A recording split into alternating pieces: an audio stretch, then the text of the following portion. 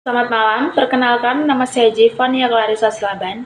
Di sini saya akan mempresentasikan mengenai tugas sejarah Indonesia, yaitu yang berjudul Sejarah Hindu-Buddha.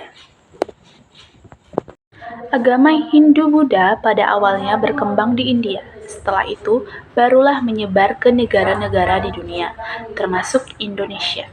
Masuknya Hindu-Buddha di Nusantara dimulai pada awal Masehi melalui jalur perdagangan.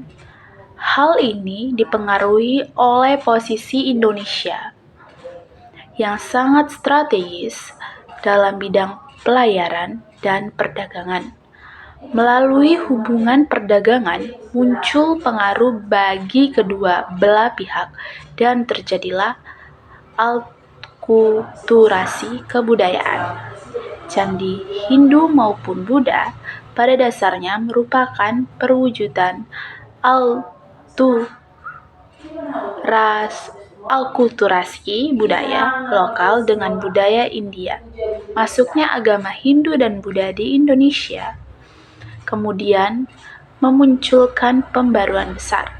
Misalnya, berakhir zaman prasejarah Indonesia dan perubahan dari kepercayaan kuno menjadi kehidupan beragama yang memuja Tuhan dengan kitab suci. Kebudayaan Hindu dengan mudah diterima rakyat Nusantara karena adanya persamaan kebudayaan Hindu dengan kebudayaan Nusantara. Masuknya pengaruh Hindu-Buddha membawa perkembangan dalam bidang seni rupa, seni pahat, dan seni ukir. Hal ini dapat dilihat pada relief atau seni ukir yang dipahatkan pada bagian dinding candi.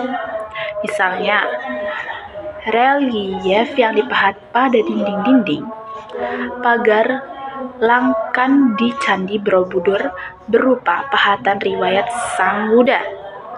Di sekitar Sang Buddha terdapat lingkungan alam Indonesia seperti rumah panggung dan burung merpati.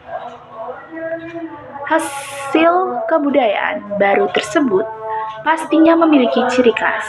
Contoh, alkulturasi antara kebudayaan Hindu-Buddha dengan kebudayaan asli Indonesia dapat dilihat dari seni bangunan, seni rupa dan ukir, serta seni sastra dan aksara. Teori masuknya kebudayaan Hindu-Buddha ke Indonesia adalah seni bangunan. Bentuk bangunan candi di Indonesia pada umumnya merupakan bentuk alkulturasi antara unsur budaya Hindu-Buddha dengan unsur budaya asli Indonesia. Bangunan megah, patung-patung perwujudan dewa atau Buddha, serta bagian-bagian candi dan stupa adalah unsur dari India.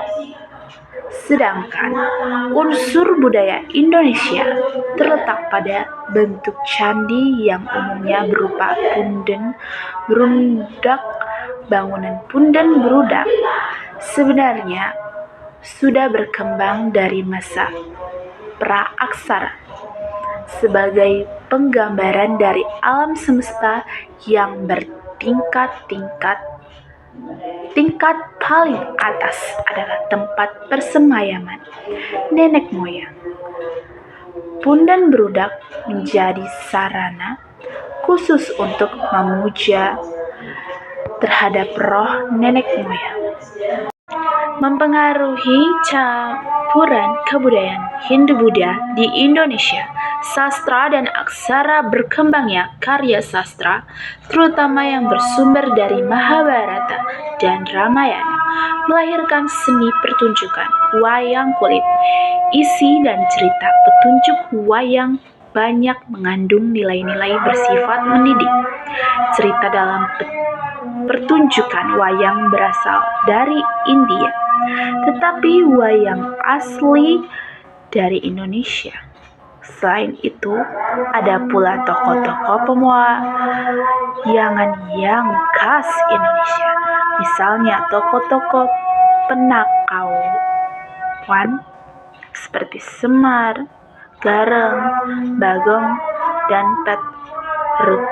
Tokoh-tokoh ini tidak ditemukan di India. Perkembangan sastra didukung oleh penggunaan bahasa Sanskerta dan huruf-huruf India seperti Baladewa, Pranagari, dan Dewanagari. Hingga seni dan arsitektur yang dihasilkan, dan Buddha dari sistem Hindu dan Buddha sendiri menjadi ajaran agama yang diketahui pertama kali muncul di Nusantara. Dalam jurnal bertajuk Sejarah Indonesia Masa Hindu-Buddha, disebutkan jika Hindu adalah kepercayaan spiritual yang muncul sekitar tahun 1500 Masehi, sementara Buddha muncul sekitar tahun 500 Masehi. Hindu dan Buddha adalah dua agama utama dengan pengikut yang cukup banyak di dunia. Kedua berasal dari India. 5 perbedaan kerajaan Hindu dan Buddha dari sistem kasta hingga arsitektur candi kerajaan Hindu dan Buddha memiliki jumlah perbedaan. Dari sistem kasta hingga arsitektur candi kerajaan Hindu dan Buddha memiliki sejumlah perbedaan, mulai dari moralitas yang dimiliki